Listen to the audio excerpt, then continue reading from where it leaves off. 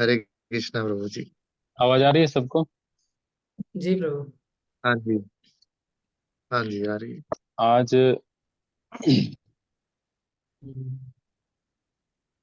बहुत बड़ा क्वेश्चन पड़े थे, चलो। आज थोड़ा लेट हुआ कुछ कारणों से। बाल कृष्ण हमारे इस्कॉन में एक गोस्वामी जी। बहुत बड़े लीडर हैं। आज उन्होंने शरीर छोड़ दिया। अभी ओ अच्छा। तो उसमें थोड़ा सा हम लोग थोड़ा मैसेज कॉल वगैरह चल रहा था। कौन है वो चलिए। अ, प्रभु जी? उनका नाम है हिज होलीनेस गोपाल कृष्ण महाराज जी। गोपाल कृष्ण महाराज जी ने? आवाज। अच्छा। हाँ, तो इस्कॉन के बहुत बड़े लीडर हैं। अभी उन्होंने। उनको सारी दुनिया जानती है। हाँ हाँ। तो अच्छा। आज सुबह 9:20 पे उनका शरीर पूरा हुआ। उन्होंने शरीर छोड़ दिया। तो इसलिए हम लोग थोड़ा सा बातचीत, थोड़ा मैसेज वगैरह चल रहा था। टाइम चला गया। तो शॉर्ट डिस्कशन कुछ कर लेते हैं। ये जी जूम प्रभु। पे बेटर है आवाज वगैरह? मतलब ठीक ही है, इस पे भी ऐसा तो कोई डिफरेंस नहीं लग रहा है खास। पर ठीक आ रहा है, इस पे भी ठीक ही आ रहा है। इसमें रिकॉर्डिंग फैसिलिटी बेटर है, मतलब।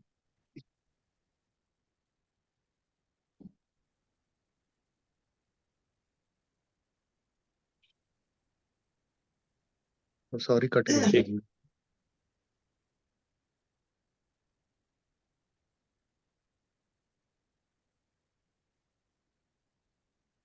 ये माइक्रोफोन इज म्यूटेड। आवाज स्पीकिंग। आपकी आवाज तो आ रही है। हाँ, आवाज आ रही है। हाँ जी। ठीक है। ठीक। हम्म।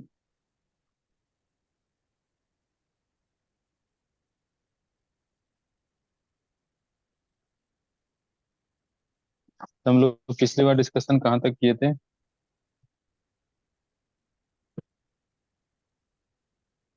प्रभु जी मैं आया नहीं था पिछली बार। अभिषेक जी।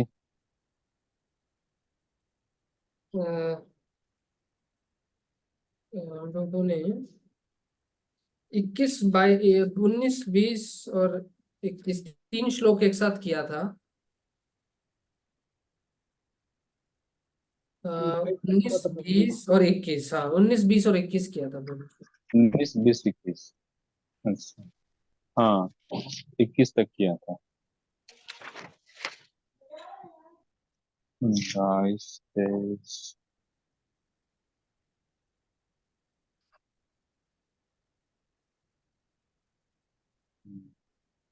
ठीक है, 22वां श्लोक पढ़ते हैं। देखते हैं कुछ डिस्कशन के लिए उसमें 22वां से मिलता है तो ठीक है, नहीं तो 23वां भी पढ़ लेंगे।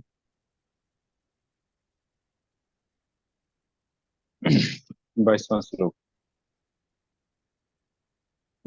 वासांसि जीर्णानि यथा विहाय नवानि गृह्णाति नरोपराणि तथा शरीराणि विहाय जीर्णानि संयाति नवानि देहि। कोई रिसाइड करेंगे? अभिषेक जी। ये कौन सी अध्याय का प्रभु जी? जी प्रभु। दूसरा अध्याय 22वां श्लोक। ओके। वासांसि जीर्णानि यथा विहाय नवानि गृह्णाति नरोपराणि तथा शरीराणि विहाय जीर्ण अन्यानि संयाति नवानि देहि। लोलिन जी, रिसाइड करिए श्लोक का। वासांसि जीर्णानि यथा विहाय नवानि गृह्णाति नरोपराणि तथा शरीराणि विहाय जीर्णा न्यायानि संयति नवानि देहि। जी लोलिन जी, आप शब्दार्थ पढ़िए और श्लोक अनुवाद पढ़िए। ओके। हिंदी में खोलूं या इंग्लिश में ही पढ़ लूं? हिंद, आपके पास हिंदी पुस्तक है? नहीं, मैं ऑनलाइन खोल लेता हूँ हिंदी। अच्छा।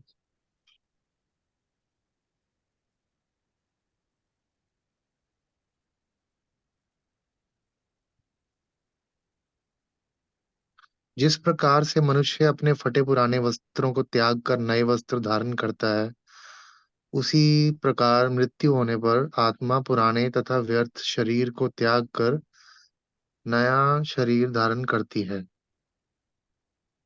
इसका शब्दार्थ भी पढ़िए। ओके। वसांसी वस्त्र जीर्णानि, फटे पुराने, यथा जिस प्रकार, विहाय त्याग कर, नवानि नए, गृहणति धारण करता है। नर मनुष्य अपराणी अन्य, अपराणी अन्य, तथा उसी प्रकार शरीराणि शरीर को, विहाय त्याग कर, जीर्णानि व्यर्थ, अन्यानि भिन्न, संयाति प्रवेश करता है। नवानि नए, देही देहधारी आत्मा। हम्म। तात्पर्य का पैराग्राफ, पहला वाला पैराग्राफ पढ़िए। आत्मा की प्रकृति का निरंतर निरूपण करते हुए भगवान कृष्ण श्री कृष्ण पुनर्जन्म की अवधारणा को दोहराते हुए उसकी तुलना दैनिक क्रियाकलापों से कर रहे हैं। ये जब वह कौन सा पुस्तक खोल लिया आपने? ये कौन सा पुस्तक खोली आपने? एक, एक ये मिले मिनट। नहीं।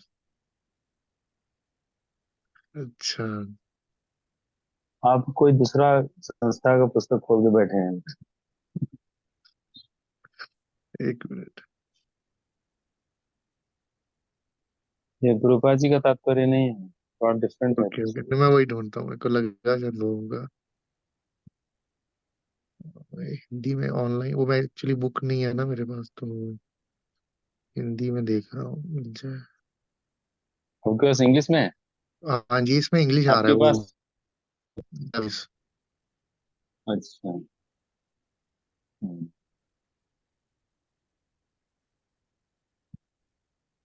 ठीक है, वेदावेद से पढ़ लीजिए, इंग्लिश में पढ़ लीजिए पहला ठीक है। Para. Okay.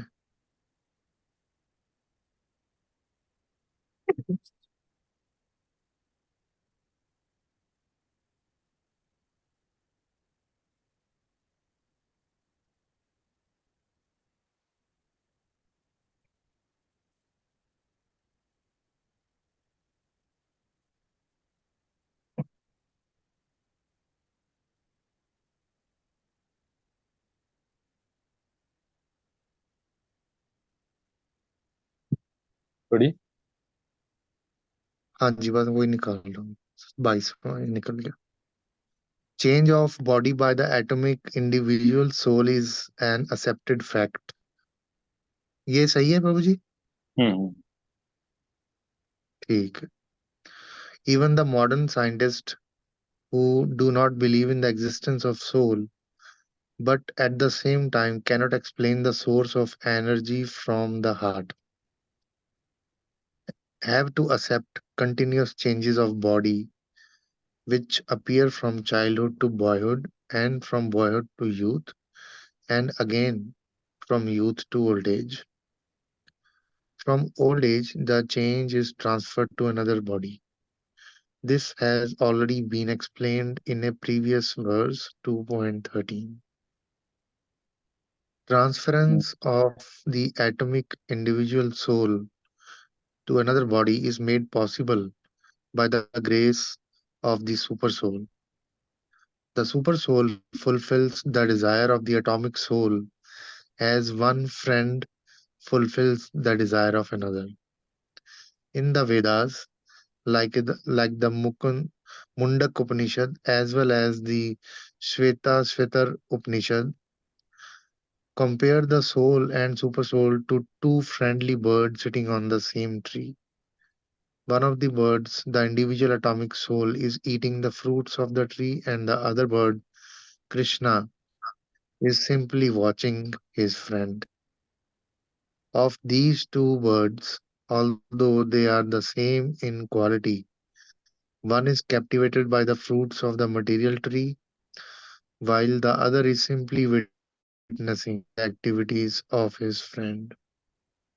Krishna is the witnessing bird, and Arjun is the eating bird. Although they are friends, one is still the master and the other is the servant.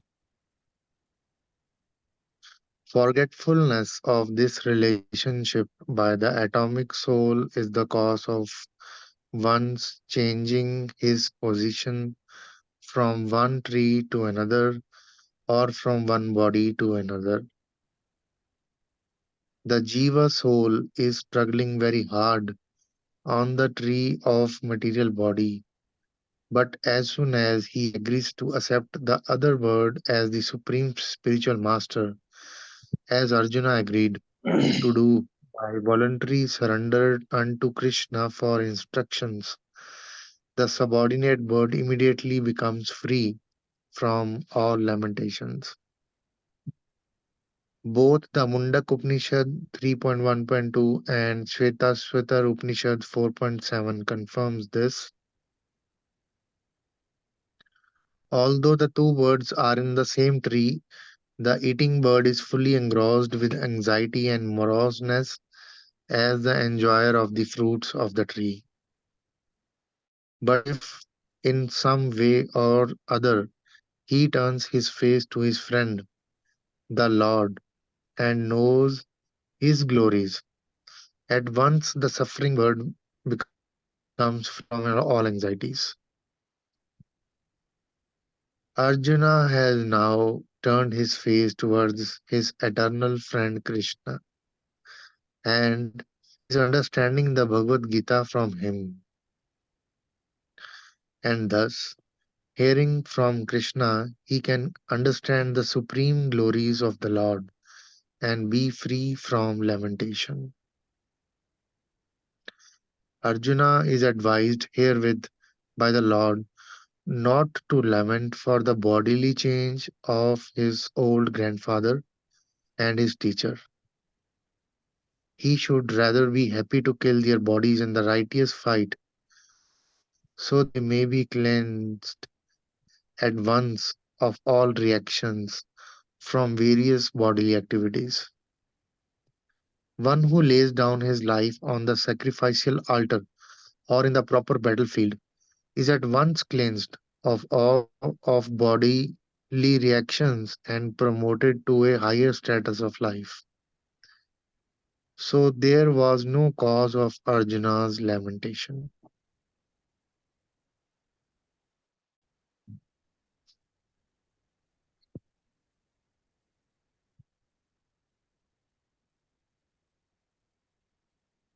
भव्य है। नहीं प्रभु, उसकी तबीयत ठीक नहीं लग रही थी तो वो लेट गई है। अच्छा, ठीक।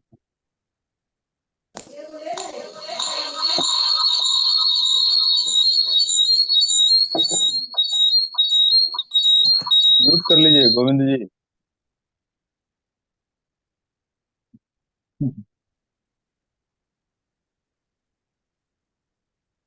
आप पढ़िए अभिषेक जी, फर्स्ट पैराग्राफ पढ़िए आप, परपट का हिंदी में। नहीं,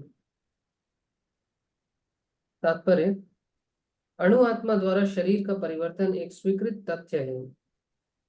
आधुनिक विज्ञानी जन तक जो आत्मा के अस्तित्व पर विश्वास नहीं करते, पर साथ ही हृदय से शक्ति साधन की व्याख्या भी नहीं कर पाते, उन परिवर्तनों को स्वीकार करने को बाध्य हैं जो बाल्यकाल से कौमारा अवस्था और फिर तरुणावस्था से तथा वृद्धावस्था में होते रहते हैं। वृद्धा वृद्धावस्था से ही इससे यही परिवर्तन दूसरे शरीर में स्थानांतरित हो जाता है। इसकी व्याख्या एक पिछले श्लोक 2.13 में की जा चुकी है। हम्म, ये शक्ति सिंह को यस प्रभु। आप ये दूसरा पैराग्राफ पढ़िए। 22 का प्रभु। हम्म।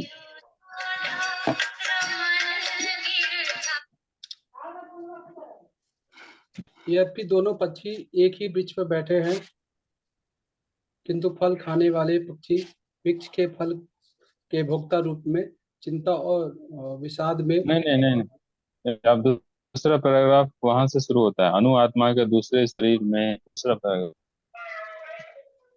अच्छा, अनु आत्मा। यहाँ आत्मा के दूसरे शरीर में हस्तांतर परमात्मा की कृपा से होता है। परमात्मा अनु आत्मा की इच्छाओं की पूर्ति उसी तरह का जिस प्रकार दूसरी इच्छा पूर्ति करता है। मुंडकम तथा श्वेता सत्वर उपनिषद तथा परम की उपमा दो मित्र पक्षियों से दी गई है जो एक ही वृक्ष पर बैठे हैं। एक पक्षी वृक्ष के फल को खा रहा है और दूसरा पक्षी अपने मित्र को देख रहा है। यद्यपि दोनों पक्षी समान गुण वाले हैं, किंतु इनमें से एक भौतिक वृक्ष के फलों पर मोहित है, किंतु दूसरा अपने मित्र के कार्यकलापों का साक्षी मात्र है। कृष्ण साक्षी पक्षी है और अर्जुन फल भोक्ता पक्षी। यद्यपि दोनों मित्र सखा है, किंतु फिर भी एक स्वामी है और दूसरा सेवक है। अनु आत्मा द्वारा इस संबंध की विस्मृति ही उसके एक वृक्ष से दूसरे पर जाने या एक वृक्ष से दूसरे में जाने का कारण है। जीव आत्मा प्राकृतिक शरीर रूपी वृक्ष पे अत्यधिक संघर्षशील है, किंतु ज्यों ही वह दूसरे पक्षी के परम गुरु के रूप में स्वीकार करता है, जिस प्रकार अर्जुन कृष्ण का उपदेश ग्रहण करने के लिए स्वेच्छा से उनकी शरण में जाता है, तो ही परतंत्र पक्षी तुरंत सारे शोकों से मुक्त हो जाता है। मुंडकम उपनिषद तथा श्वेताश्वर उपनिषद समान रूप से इसकी पुष्टि करते हैं।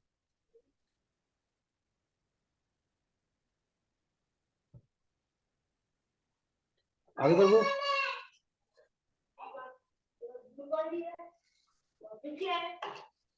प्रभु जी आवाज नहीं आ रहा आपकी। तो ये सेकंड पैराग्राफ ही चल रहा है, उसको पढ़िए। जी। समाने वृक्षे पुरुषो निग्बने निशाय सोचिति मनु नहीं मुहामान संस्कृत पढ़ने बहुत दिक्कत होता है। जी प्रभु जी तरफ। ठीक है, मैं इसको पढ़ता हूँ। समाने वृक्षे पुरुषो निमग्नो निशया शोचति मुह्यमानः जुष्टं यदा पश्यन्त्यन्य नीसमस्य महिमान मीतिवीत शोकः। थोड़ा कठिन है संस्कृत सब, इसका अनुवाद पढ़िए। यद्यपि दोनों पक्षी एक ही वृक्ष पर बैठे हैं, किंतु फल खाने वाला पक्षी वृक्ष के फल का भोक्ता रूप में चिंता तथा विषाद में निमग्न है। यदि किसी तरह वह अपने मित्र भगवान की ओर उन्मुख होता है और उनकी महिमा को जान लेता है, तो वह कष्ट भोगने वाला पक्षी तुरंत समस्त चिंताओं से मुक्त हो जाता है। अब अर्जुन ने अपना मुख अपने शाश्वत मित्र कृष्ण की ओर फेरा और उनमें भगवत गीता समझ रहा। इस प्रकार वह कृष्ण से स्मरण करके भगवान की परम महिमा को समझकर शोक से मुक्त हो सकता है। नेक्स्ट ये डेजी, यदि भगवान को डेजी है वहां पे। गोविंद रहा था तो उसके पास चले गए। राधे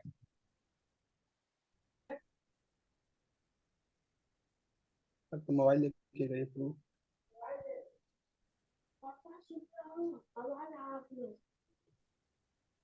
मम्मा को बोलो पढ़ने के लिए। बाथरूम गई। प्रभु वॉशरूम गई है। ठीक।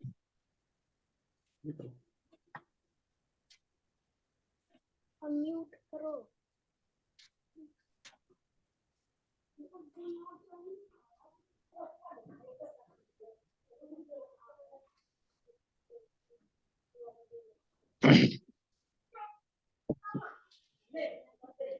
ओम ज्ञानतिमिरान्धस्य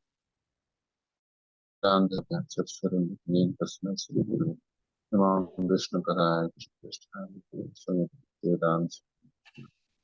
नमस्ते सारस्वती देवी गौरवाणी विशेषवादी पाशान्ति। जय श्री कृष्ण चैतन्य प्रभु नित्यानंद सदातर शिवाशादि गौर। हरे कृष्ण कृष्ण कृष्ण हरे हरे, हरे राम।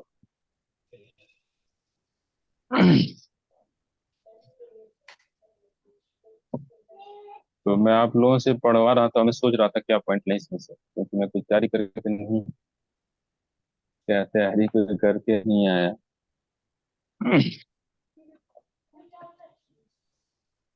तो इस श्लोक के तात्पर्य में कई एक बात जो है वो बार बार प्रभुपाद जी लिख रहे हैं, और वो बात है, वो शब्द कौन कौन सा यूज कर रहे हैं प्रभुपाद जी। इंग्लिश में तो अलग शब्द है, हिंदी में मैं बता रहा हूँ। तो करना, कहाँ कहाँ ये शब्द आया है।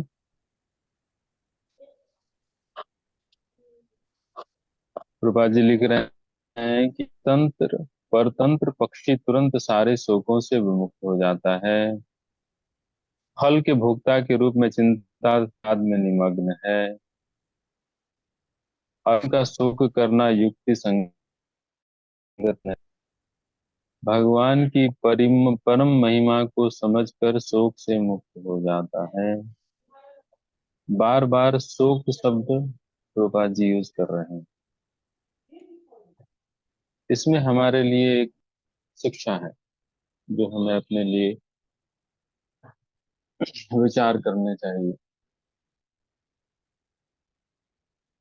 इसमें रसद और श्वेता स्वतर उपनिषद, दोनों उपनिषदों में अनु आत्मा और विभु आत्मा दोनों की चर्चा हुई है ना। अनु आत्मा हम सभी हैं, अर्जुन है। विभु आत्मा भगवान है। हृदय आकाश में हर एक जीव के भीतर, हृदय में ये अनु आत्मा और विभु आत्मा यानी जीव और भगवान दोनों विराजते हैं। अनु आत्मा जो है इस भौतिक होने की इच्छा करके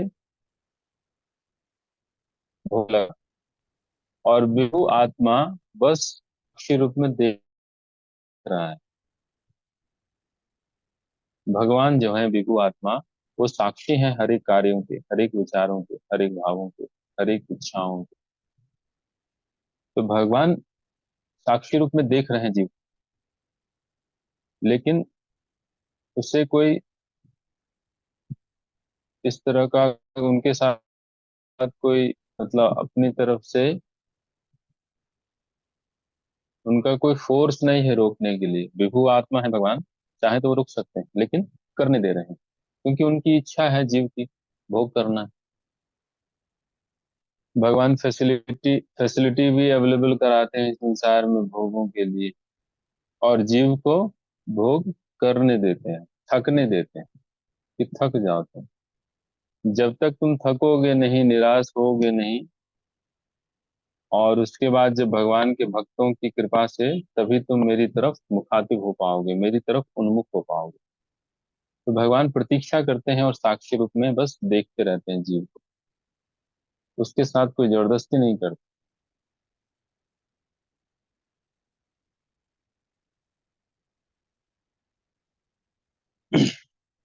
तो बाजी लिखते हैं यहाँ पे, कृष्ण साक्षी पक्षी हैं और अर्जुन फल भोक्ता पक्षी।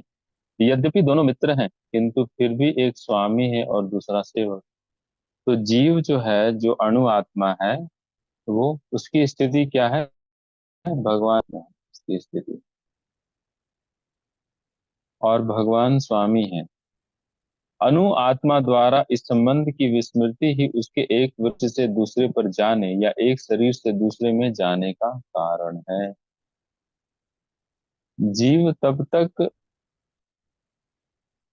कष्ट में रहता है जब तक वह भगवान के साथ अपने संबंध को जान नहीं लेता और उस संबंध में अपने जीवन को व्यतीत नहीं करता, उस संबंध के आधार पर अपने जब जीवन को नहीं जीता है, तभी तक उसके पास वो दुख में रहता है। एक बार वह उस संबंध को जानता है और उस संबंध के आधार पे अपने जीवन को जीता है, तो फिर वह सुख हो जाता है। और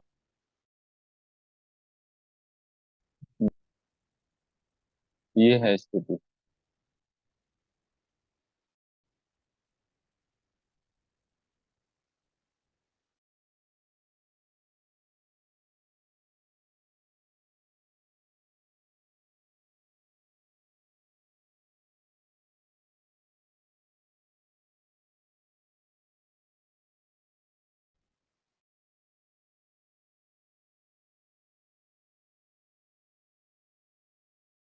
पर रिकॉर्डिंग स्टॉप कैसे हुआ?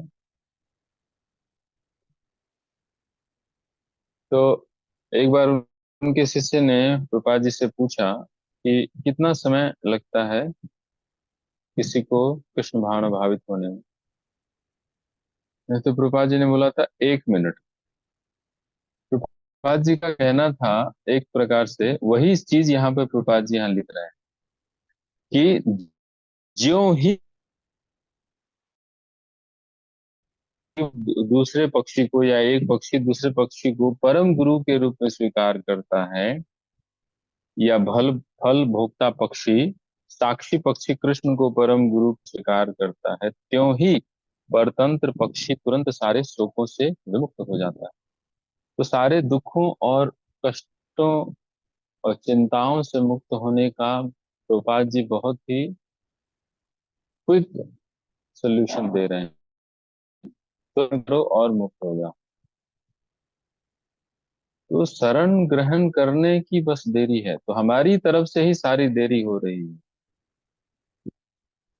एक स्थिति होती है कि व्यक्ति के सामने कोई ज्ञान नहीं हो भगवान का, तो उसको पता नहीं चलता कि क्या करें। लेकिन हम लोगों की स्थिति में भगवान का ज्ञान हमें प्रभुपाद जी की कृपा से मिल रहा है, तो उस ज्ञान को लेकर के हमें भगवान की शरण ग्रहण करनी चाहिए। और शरण ग्रहण करने का प्रोसेस क्या है? भगवान के नामों को जपना, भगवान के संबंध में जो कथाएं हैं, जो शिक्षाएं भगवान दे रहे हैं, ज्ञान शिक्षाओं को सुनना, कथाओं को सुनना, और भगवान पे स्वयं को आश्रित महसूस करना और उनकी प्रसन्नता के लिए जीवन जीना या कोई कार्य करना। जब हम इस तरह के प्रोसेस में लगते हैं तो हम पाते हैं कि हम एक हृदय में सुख और आनंद का अनुभव कर रहे हैं, जो कि इसलिए महसूस होता है क्योंकि हम भगवान की शरण में चले गए हैं या लगे हुए हैं, उस शरण लेने की, पूर्ण शरण लेने की प्रक्रिया में लगे हुए हैं। तो जब हम इस प्रक्रिया में लग जाते हैं तो भगवान का आशीर्वाद से हमें चिंताएं उस तरह से नहीं सताती जैसे पहले सताती। चिंताओं से हम ग्रसित नहीं होते, या अगर ग्रसित होते भी हैं तो शिक्षाओं की शरण लेकर के, शिक्षाओं को समझ करके हम उन चिंताओं को हटा देते और अपनी शरण को बढ़ा देते हैं। तो इस श्लोक में मुख्य रूप से प्रभुपाद जी का यही फोकस है कि ये जो शरीर परिवर्तन का जो क्रम चल रहा है, जन्म मृत्यु का जो साइकिल चल रहा है, चक्र चल रहा है, इस चक्र को खत्म किया जाए। कैसे? भगवान की शरण ग्रहण करके, भगवान को अपने परम गुरु के रूप में स्वीकार करके। क्योंकि ये रास्ता स्वीकार करने का पथ है, इसमें जबरदस्ती किसी से शरण नहीं करवाया जा सकता। भगवान जबरदस्ती कभी नहीं करते, भगवान फ्रीडम देते हैं। ठीक है, तुम इस संसार को एंजॉय करना चाहते हो, ठीक है, प्रयास करते रहो, कर लो जितना प्रयास करना। भगवान फोर्स नहीं करते। तो जीव जब थक जाता है, निराश हो जाता है, तो वो समझता है कि कहीं कुछ नहीं है, भगवान की शरण में ही हमें कुछ मिल पाएगा जिसके लिए मैं तड़प रहा हूँ, छटपटा रहा हूँ, और वो है सुख और शांति। तो वैसा विचार करके जब भगवान की शरण ग्रहण करता है, उस प्रोसेस में लगता है, तो वो चिंताओं और दुखों और संघर्षपूर्ण स्थिति से मुक्त हो जाता है और एक अंदर में, हृदय में सुख और शांति का अनुभव करता है। तो इस तात्पर्य में हमें ये शिक्षा लेकर के अपने आप को लगाना चाहिए भगवान की शरण लेने में, उनको सेवा करने में, उनको अपना परम हितैषी मानना चाहिए।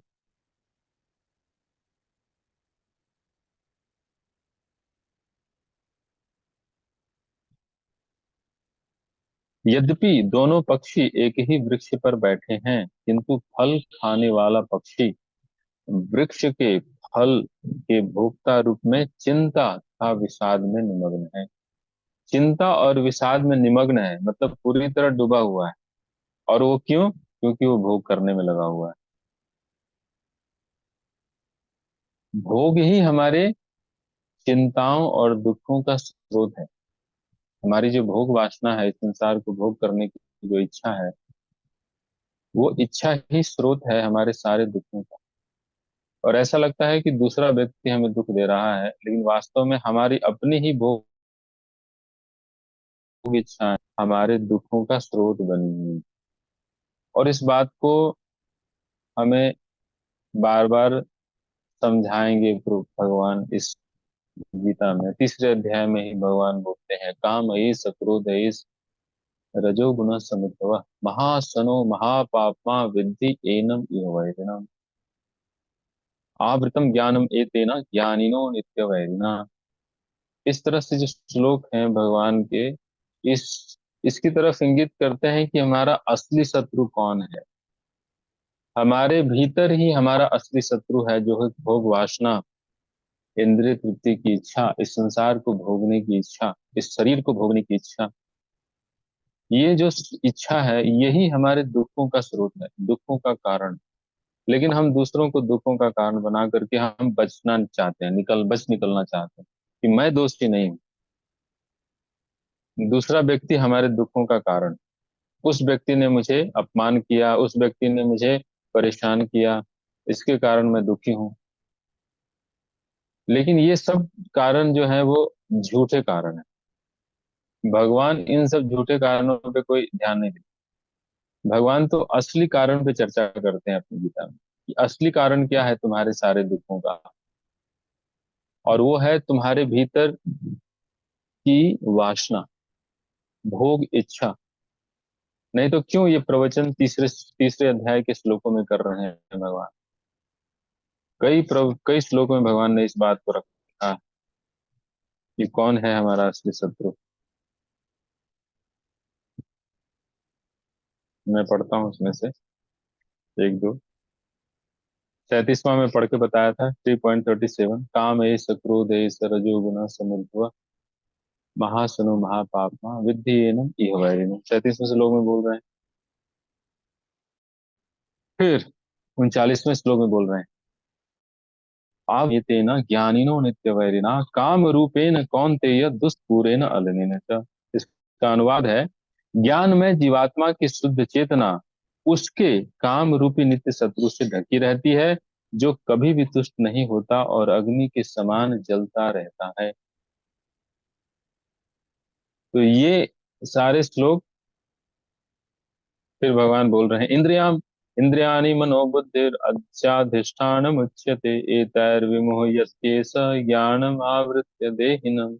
इंद्रियां, मन तथा बुद्धि इस काम के निवास स्थान हैं।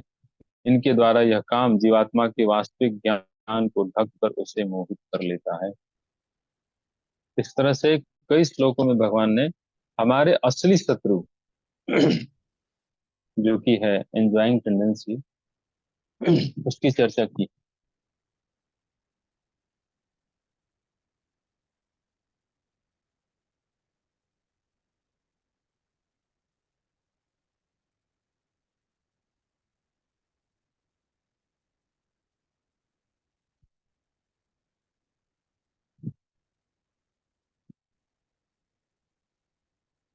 तो इन अपने ही भीतर निवास कर से नित्य शत्रु, सनातन शत्रु से मुक्त होने का एक ही उपाय है, भगवान को, उनकी शिक्षाओं को, या भगवान के प्रतिनिधि को, या भगवान के प्रतिनिधि द्वारा दी गई शिक्षाओं को ग्रहण करना, अपने जीवन में उतारने के लिए प्रयास करना, और इस प्रकार से भगवान को समर्पण करना। इसके अलावा और कोई उपाय नहीं कि हम दुखों और चिंताओं से मुक्त हो जाएं, जन्म मृत्यु के इस चक्र से मुक्त हो जाएं।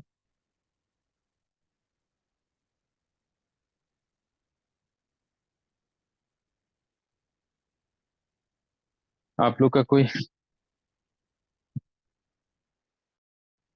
क्वेश्चन है?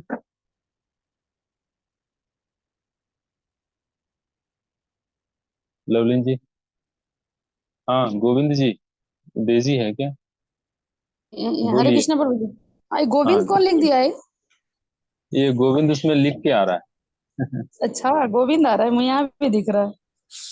हाँ, हाँ प्रभु जी, ये क्वेश्चन है मेरा।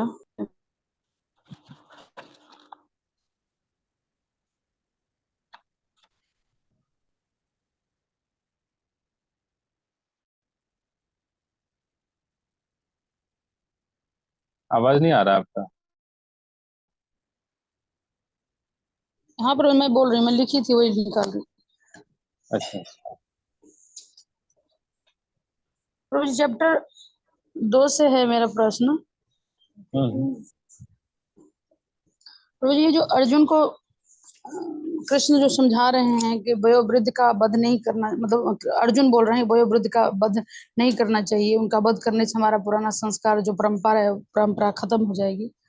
इसमें सारे श्लोक में वही सब समझाया गया है, लेकिन फिर भी कृष्ण तो बोल रहे हैं उनको मारने के लिए। हम्म। तो मतलब आपका प्रश्न क्या है इसमें? ये तो आपने सूचना दे प्रश्न दी। यह है कि मतलब वो परंपरा जो वयोवृद्ध को मारना एक पाप है, जो भी अर्जुन बोल रहे हैं, लेकिन कृष्ण इतना, मतलब मेरा ये करना था, ये इतना समझाया हुआ है, फिर भी बोल रहे हैं मारने के लिए, क्यों? अर्जुन का तर्क है कि ये किस श्लोक से आप बोल रहे हैं? दूसरे चैप्टर के किस श्लोक से? जी जी, दूसरे चैप्टर के, जी मैं निकाल रही हूँ। दूसरे 37 से 36। अच्छा, पहला चैप्टर है क्या? जी एक जी प्रभु जी, पहला चैप्टर। अच्छा, एक पहला मिनट। चैप्टर का 37। जी 37 से 36 तक ये समझाया हुआ है। 37, 36 दोनों में? जी 37, 36, 46 तक यही है।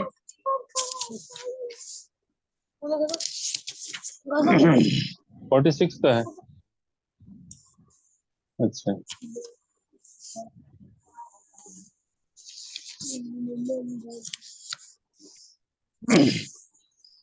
इसमें कुल कुल का क्षय हो जाएगा, कुल का ना ये कुल कुल धर्म का नाश हो जाएगा, कुल का क्षय हो जाएगा, ये जी सब बातें चर्चा हुई हैं। और इसमें हुई कि अपने ही कुटुंबियों को मारकर हम किस प्रकार सुखी हो सकते हैं, है ना?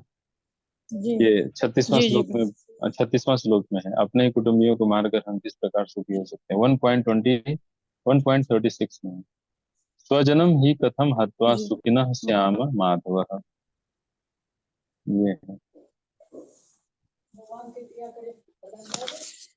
तो अर्जुन का जो तर्क है ना, वो जी हम्म, भौतिक शरीर, ये देहात्म बुद्धि पे तर्क है उनका, सब आधारित है, देहात्म बुद्धि पर आधारित।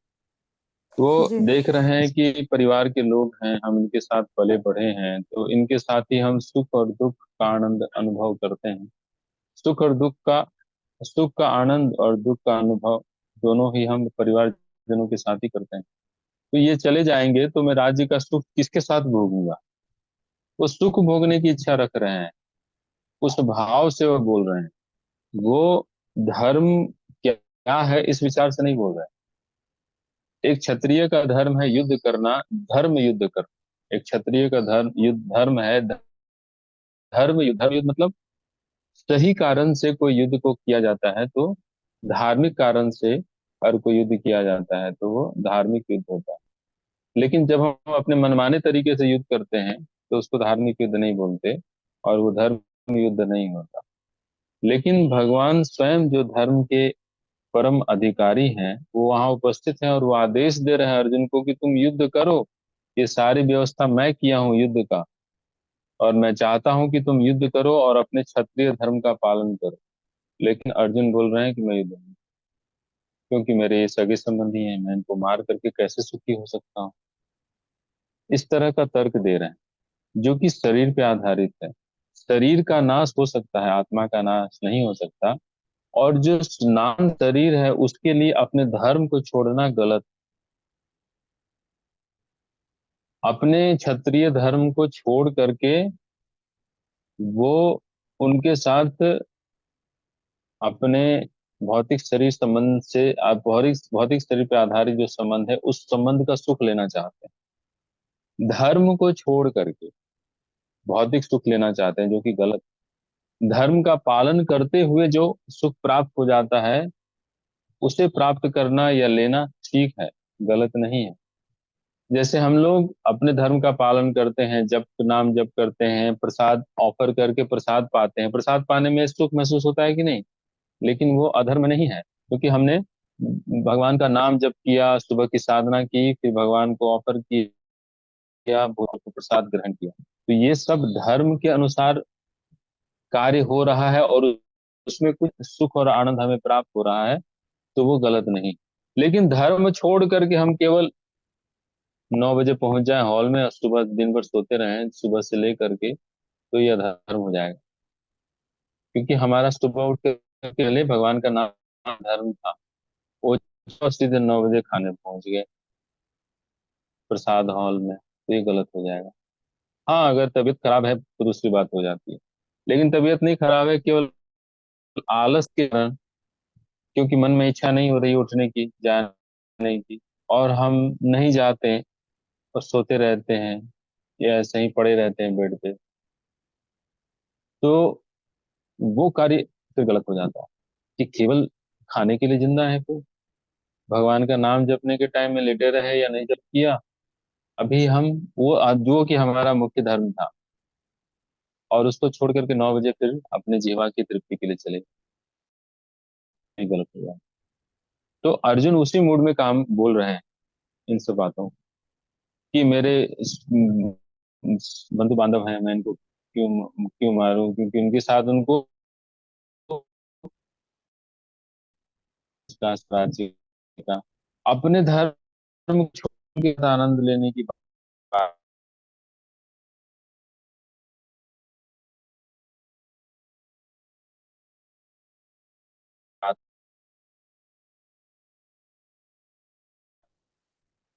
नहीं। मर्द हो तो साम्राज्य भोगोगे, पृथ्वी का आनंद लोगे, और जो बचा रहेगा उसके साथ आनंद लोगे, जो मर जाएगा मर जाएगा। लेकिन उसके लिए अर्जुन नहीं सहमत हो रहा है। तो अर्जुन जो है शरीर के आधार पे, देह आत्म बुद्धि, देह ही सब कुछ है, इसको बोलते हैं देहात्म बुद्धि। देह ही आत्मा है ऐसी बुद्धि। देहात्म बुद्धि में 3 शब्द हैं, देह आत्म बुद्धि। देह को आत्मा करके मानना यानी सब कुछ करके मानना, ऐसी बुद्धि वाला व्यक्ति देहात्म बुद्धि वाला व्यक्ति है, और ऐसा व्यक्ति भौतिक स्तर पे कार्य करता है। लेकिन अर्जुन को भगवान आध्यात्मिक स्तर पे कार्य करने के लिए प्रेरित कर रहे हैं कि तुम इसका विचार मत करो, तुम आत्मा हो, ये सभी आत्मा है, ये कोई नहीं मरने वाला। शरीर छूटेगा लेकिन व्यक्ति थोड़े मरता है। शरीर का छूटना और व्यक्ति का मरना दोनों अलग बात है। व्यक्ति है आत्मा और शरीर है जड़, जड़ तो वैसे भी छूटेगा। तुम युद्ध नहीं करोगे तो ये जिंदा रहेंगे, फिर भी मारे जाएंगे। तो वो बोले कि तुम क्षणिक चीज के लिए अपने शाश्वत धर्म को मत छोड़ो। धर्म जो है वो शाश्वत कर्तव्य है हमारा, तो धर्म को न छोड़ करके उसका पालन करने के लिए भगवान प्रवचन कर रहे हैं, और इसलिए वो बोल रहे हैं तुम युद्ध करो, अपने क्षत्रिय धर्म का पालन करो और आध्यात्मिक स्तर पे कार्य करो, भौतिक स्तर पे, शरीर के स्तर पे विचार को छोड़ दो। यही तो सारा खेल है। अर्जुन असल में हम सब के प्रतिनिधि कर रहे हैं। हम सभी भौतिक स्तर पे, शरीर के स्तर पे कार्य करते हैं, विचार करते हैं, तो वहां से वो हमें उठा करके आध्यात्मिक स्तर पे कार्य करने के लिए प्रेरित कर रहे हैं। तो असल में भगवत गीता हम सबके लिए है। अर्जुन तो एक माध्यम है, बस बहाना है। अर्जुन कोई मुंह में भगवान ने डाला है ताकि प्रवचन कर सके हम सबके लिए, क्योंकि हम सब शरीर के स्तर पे कार्य कर रहे हैं। शरीर के स्तर पे हमारे सारे विचार हैं, हमारे सारे प्लानिंग, सारी योजनाएं शरीर के स्तर पे चलती हैं। तो उसे छोड़ के आध्यात्मिक स्तर पे कार्य करना, इसके लिए भगवान ऐसा कह रहे हैं। आपको मेरे उत्तर से और इधर ब्रो ये एक और प्रश्न, ये जो शरणागत मतलब हम लोग हैं, कैसे पता चलेगा हम लोग शरणागत हैं? शरणागत है, लेकिन ये शरणागति बढ़ानी है। अभी शरणागति बहुत कम है, 0.1% समझ लीजिए। जी शरणागति बढ़ाने का मतलब क्या होता है? अभी हमारी जो चेतना है वो पूरी तरह से समर्पित नहीं है। चेतना का कुछ अंश, कुछ प्रतिशत ही भगवान की सेवा में समर्पित है। मान लो 1%, 0.1% ऐसे है। अभी चेतना एक बहुत बड़ी चीज होती है। जैसे एक पहाड़ देखा है, अभी एक पहाड़ का समझ लो साइड से एक कोना अभी भगवान की सेवा में लगा हुआ, तो पहाड़ समझ लो एक चेतना, हमारी चेतना। जो बड़े बड़े जो बर्फ के सिले होते हैं ना, जो समुद्रों में, जो टाइटैनिक जहाज था, वो एक बर्फ के सिले से टकरा के टूटा था। तो बर्फ का सिला का ऊपरी हिस्सा बस दिखाई देता है, नीचे वाला नहीं। नीचे वाला 90% नीचे होता है, ऊपर में थोड़ा सा निकला होता है। तो समझ लो थोड़ा सा हिस्सा भगवान की सेवा में लगा है, बाकी हिस्सा जो चेतना का है वो अभी भी भौतिक इच्छाओं और विचारों को पकड़े हुए। तो जैसे जैसे हम भक्ति में लगे रहते हैं, तो धीरे धीरे हमारी चेतना का जो प्रतिशत है बढ़ता चला जाता है। और एक दिन आता है कि 100% जो कॉन्सियसनेस है, जो चेतना है, वो भगवान में निमग्न हो जाती है, भगवान के चिंतन में, भगवान की सेवा में। तो हम जो प्रैक्टिस कर रहे हैं एक्चुअली वो हमारे कॉन्सियसनेस के परसेंटेज को बढ़ाने के लिए कर रहे हैं, और वो प्रैक्टिस से ही बढ़ेगा। तो हमारी कॉन्सियसनेस में दूसरी इच्छाएं जो है, भौतिक इच्छाएं, वो भरी पड़ी हैं।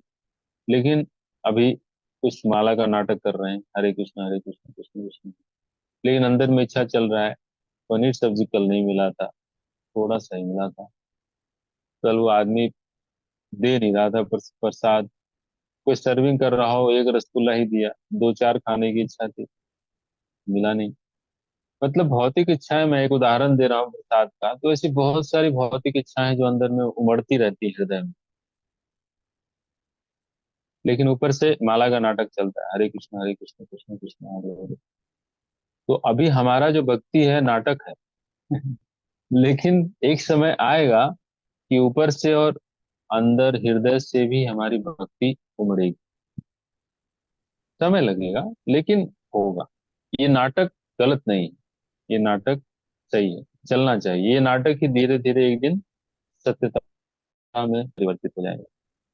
नाटक इसलिए क्योंकि बाहर कुछ अंदर कुछ है, इसलिए नाटक बोल रहा हूँ। लेकिन एक समय आएगा कि जो बाहर हम भक्ति कर रहे हैं वो हृदय, पूरे हृदय से भी भक्ति चलेगी।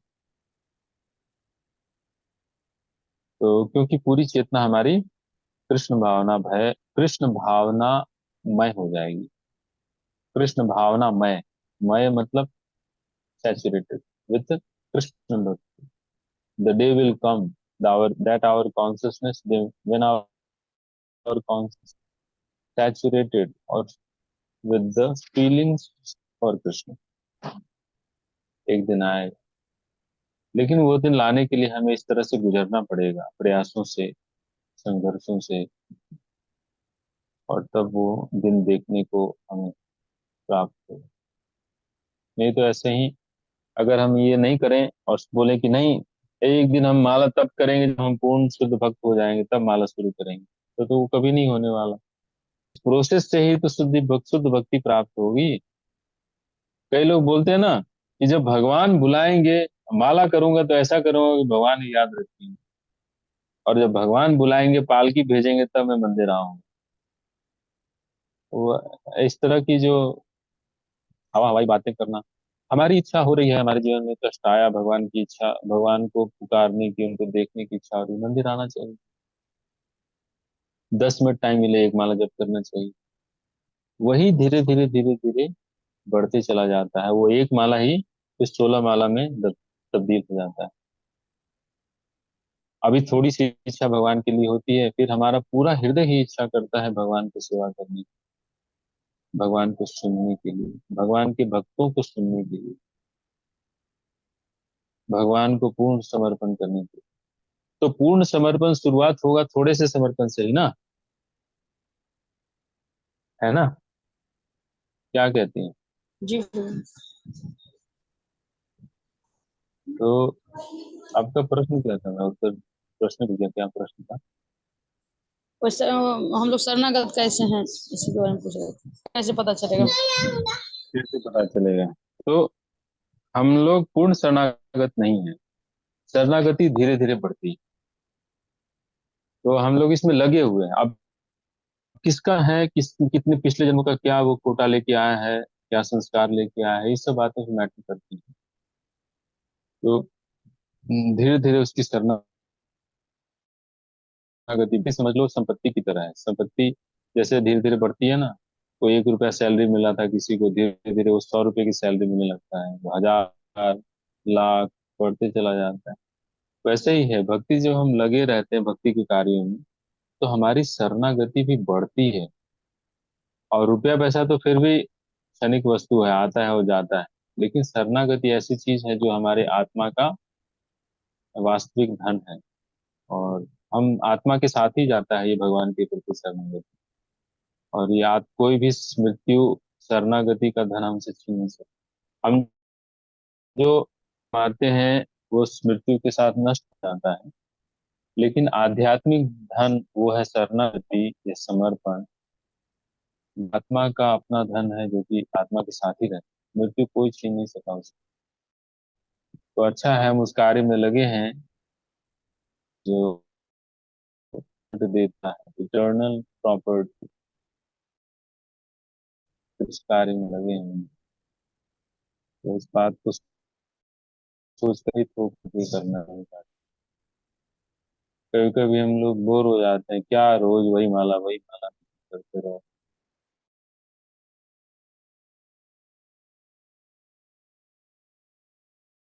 तीव्र दर्शन, लेकिन ऊपर एक ही सेम है, लेकिन अंदर भगवान की कृपा, भगवान की कृपा और आनंद, इसलिए उसे एक होते हुए भी अंदर से बोरियत है, इससे वो सेम नहीं है।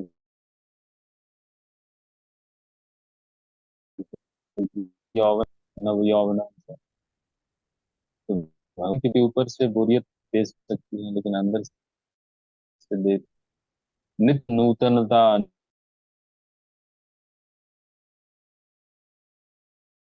नित्य नहीं दे सकते। भगवान नवीन है। गाने बोलते हैं ना सदाबहार गाने, तो असल में भगवान के लिए ही सदाबहार यूज कर सकते हैं। भगवान ही सदाबहार है, बाकी सदाबहार नहीं हो सकता। ये डेजी,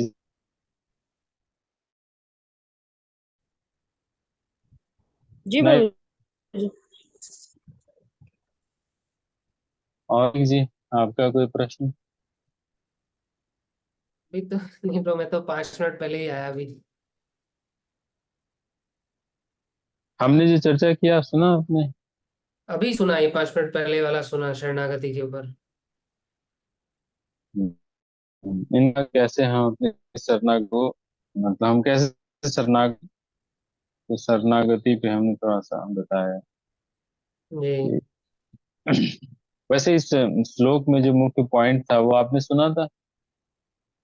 आ, हाँ, वो शोक के ऊपर आप बता रहे थे, जो भोग के ऊपर। हाँ, तो शोक, व्यक्ति शोक संतप्त क्यों है? क्योंकि वह भोगों में आसक्त है, संसार के भोगों को भोगना चाहता है, संसार के भोगों से वह सुखी हो जाना चाहता है। ये है उसके सारे दुखों का कारण। यानी अब ये बात बाहर बोल दिया जाए तो अजीब लगेगा, है ना? लेकिन भक्तों की कम्युनिटी में बोल सकते हैं। जी। भक्तों से बता सकता है। ये प्रभुपाद जी लिख रहे हैं ना, देखिए, अन्य प्रभुपाद जी अनुवाद दे रहे हैं। सेकंड पैराग्राफ का जो श्लोक है ना, उसमें उसके अनुवाद में लिखा हुआ है, यद्यपि दोनों पक्षी एक ही वृक्ष पर बैठे हैं, किंतु फल खाने वाला पक्षी वृक्ष के फल के भोक्ता रूप में चिंता तथा विषाद में है। वो भोक्ता है। लेकिन भगवान क्या बोल रहे हैं? भोक्तारम यज्ञ तपसाम सर्वलोक महेश्वरम सुहृदम सर्वभूतानाम ज्ञात्वा माम शांति मृच्छति। भगवान 5वें श्लोक में अनाउंस कर रहे हैं कि भोक्ता मैं हूं, तुम भोगने का प्रयास मत करो। तुम, लेकिन हम भोगना चाहते हैं, भगवान की तरह भोक्ता बनना चाहते हैं। तो वो जो भोक्ता का भाव है, भोग लेने का है, संसार को, संसार की वस्तुओं को, संसार की धन संपदा को, अपने शरीर को, हम अपने शरीर को भोगना चाहते हैं ना, हमें शरीर के इंद्रियों के द्वारा आनंद उठाना चाहते हैं, तो इस शरीर को भोगना हुआ ना, तो शरीर को हम भोगना चाहते हैं, दूसरे के शरीरों को भोगना चाहते हैं, दूसरे के धन संपत्ति को भोगना चाहते हैं, अपने पास जो धन संपत्ति है उसको भी भोगना चाहते हैं। इस प्रकार से ये जो भोग भावना है, वही हमारे दुखों का स्रोत है। तो फिर क्या करें भाई? तो भोग भावना को सेवा भावना में परिणत करना है। तो कैसे होगा सेवा भाव परिणत? तो भगवान और भगवान के प्रतिनिधि की आज्ञा अनुसार हमें सेवा में लगना चाहिए। जी। तो इस प्रकार से हम दुखों से मुक्त हो पाए, नहीं तो और कोई उपाय नहीं। क्योंकि हमें कि दुख का कारण बाहर है, लेकिन दुख का कारण हमारे भीतर ही है। जी। अब ये केवल स्पिरिचुअलिटी में ही ये बात रिवील हो सकती है, स्पिरिचुअल लाइफ में ही ये बात रिवील हो सकती है, या समझा जा सकता है। बाहर की दुनिया में तो सब लोग भोग के लिए लड़ाई कर रहे हैं। सारी बाहर में दुनिया में भौतिक जीवन में ऐसी बात की लड़ाई है ना, कि हर कोई ज्यादा से ज्यादा भोग लेना चाहता है, और जो ज्यादा धन संपत्ति रखता है, ज्यादा भोग करता है, वो महान माना है, ग्रेट माना जाता है। लेकिन स्पिरिचुअल लाइफ में बिल्कुल अपोजिट है। जी। जो ज्यादा से ज्यादा सेवा भाव रखता है और त्याग भाव रखता है, वो महान माना जाता है। तो स्पिरिचुअल लाइफ, मटेरियल लाइफ बिल्कुल एक दूसरे के ऑपोजिट। जी। दोनों की मेंटेलिटी, दोनों का स्पिरिट जो है वो बिल्कुल ऑपोजिट है एक दूसरे के। एक पूरब दिशा जा रहा है तो एक पश्चिम दिशा जा रहा है। मतलब एक दूसरे में कहीं मैच नहीं है, या कहीं दूसरे में कोई मिलने वाला कोई पॉइंट नहीं है। जी। जी। तो स्पिरिचुअल लाइफ को हम लोग अगर ट्राई कर रहे हैं, जीना चाह रहे हैं, तो इस कंसेप्ट को हमें समझना पड़ेगा,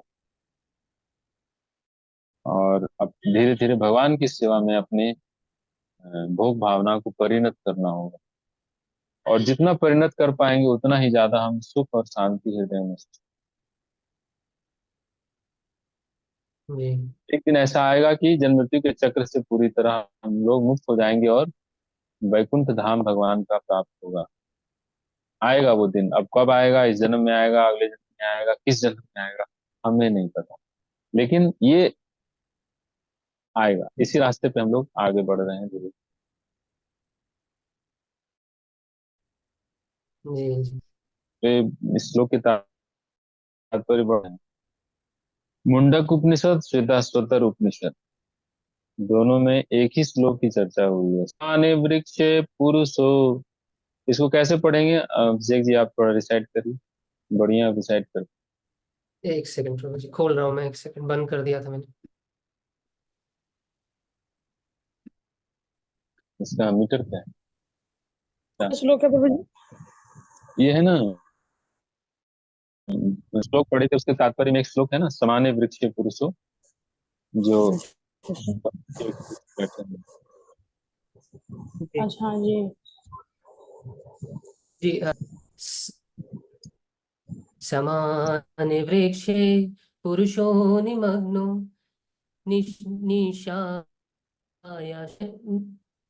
निशया शोचति निशया शोचति मुह्यमानः जुष्टं यदा पश्यति अन्यम् ईशम् अस्य महिमानम् इति वित्तशोकः। हाँ, सही। ये लंबा वाला श्लोक है, जो छोटा श्लोक होता है, बड़ा श्लोक होता है, दो तरह का श्लोक होता है ना। जी समाने वृक्षे पुरुषो निमग्नो अनीसया शोचति मुह्यमान जुष्टम यदा पश्यन्ति अन्यम अन्यम ईश अस्य महिमानम इति वीतशोकः।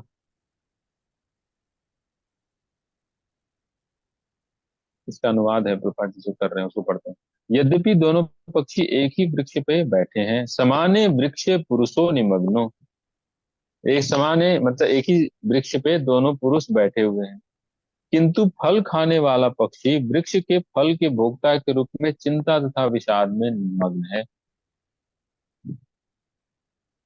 यदि किसी तरह वह अपने मित्र भगवान की ओर मुख होता है और उनकी महिमा को जान लेता है, तो वह कष्ट भोगने वाला पक्षी तुरंत तुरंत, वक्त वर्ड बोल रहे हैं, तुरंत समस्त चिंताओं से मुक्त हो जाता है। मतलब इसमें कोई टाइम नहीं लगेगा। It takes time only to only for accepting. स्वीकार करने में जितना टाइम लग रहा है उतना ही लग रहा है, स्वीकार कर लेने के बाद टाइम नहीं लगेगा। स्वीकार करने की अवस्था तक हमें पहुंचने में जो टाइम लग रहा है, लग रहा है, हम स्वीकार नहीं कर पा रहे हैं। जी और उसी की देरी है। भगवान की ओर उन्मुख होता है यदि किसी तरह, येन केन प्रकारेण मनः कृष्ण निवेशयेत, है ना, किसी न प्रकार, इस प्रकार उस प्रकार से अपने मन को भगवान में लगाओ। येन केन प्रकारेण मनः कृष्णे निवेशयेत, यदि किसी तरह वह व्यक्ति अपने मित्र भगवान की ओर उन्मुख होता है और उनकी महिमा को जान लेता है, तो वह कष्ट भोगने वाला पक्षी तुरंत समस्त चिंताओं से मुक्त हो जाता है। वीत शोक, वीत मतलब मुक्त होता है, वीत का अर्थ होता है मुक्त होना। श्लोक में लिखा है ना, वीत शोक, कब मुक्त होता है? महिमानम इति वीत शोक, महिमानम शब्द होगा ना यहाँ पे। जी जी उनकी महिमा को जान लेता है, जब भगवान की महिमा को जान लेता है, महानता को जान लेता है, तो क्या होता है? महिमा जानने से क्या होता है? इसमें एक पॉइंट है छिपा हुआ। जब व्यक्ति महिमा को जानता है तो महिमा जान बाद उस भोग की इच्छा ही चली जाती। कौन सी इच्छा जाती है? मैं सेवा करूं की। तो जब भगवान की महिमा को जानने का ये रिजल्ट होता है कि व्यक्ति अपनी भोगों के प्रति उसकी तुच्छ बुद्धि हो जाए। ये भोग मैं कर रहा हूँ, कितना घिनौना चीज है ये। मतलब उसको घृणा हो जाती है अपने ही भोगों की, कार्यों के प्रति। और भगवान चूंकि इतने महान है, महिमावान है, तो उनके प्रति सम्मान और प्रेम और आदर का भाव हो जाता है और सेवा की इच्छा हो जाती है। तो महिमा जानने का ये रिजल्ट होता है कि वो सेवा के लिए आतुर हो जाता है, उत्सुक हो जाता है, आज्ञा पालन के लिए। कितने महान है तो मैं उनकी सेवा करूं। अगर हम किसी को महान जानते हैं, बड़ा जानते हैं, तो हृदय में इच्छा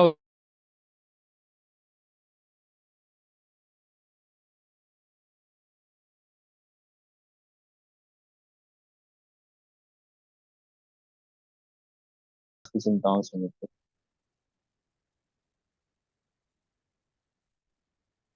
अब अर्जुन ने अपना मुख अपने शाश्वत मित्र कृष्ण की ओर फेरा है और उनसे भगवद गीता समझ रहा है। कृष्ण से करके भगवान की परम महिमा को समझकर शोक से हो सकता है।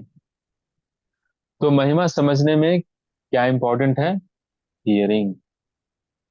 हियरिंग से ही हम उस महिमा को, ग्लोरीज को, ग्रेटनेस को भगवान के हम समझ सकते हैं। इसलिए हियरिंग का आध्यात्मिकता में, भक्ति में बड़ा महत्व कहा गया है। सबसे पहला प्रोसेस नवधा भक्ति का वही है ना। जी श्रवणम, कीर्तनम, स्मरणम, पाद सेवनम, अर्चनम, वंदनम, दास्यम, सत्यम, आत्मा निवेदनम, पहला है प्रोसेस। श्रवण से ही सारा कुछ शुरू होता है।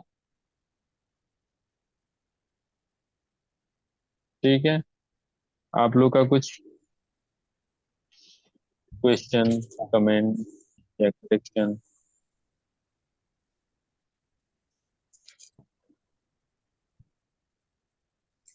लवलीन जी,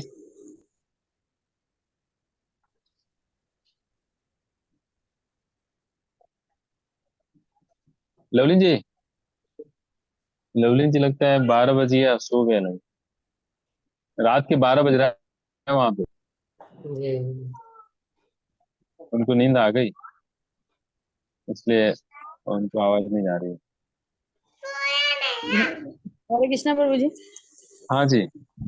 प्रभु जी, हम लोग जो आज तक जपते थे हरे कृष्ण कृष्ण कृष्ण हरे राम राम राम हरे, मुझे आज तक ये पता ही नहीं था ये राम जो जपते हैं ये अयोध्या वाले राम है कि राधा रमन वाले राम। आज पता चला ये राधा रमन वाले राम।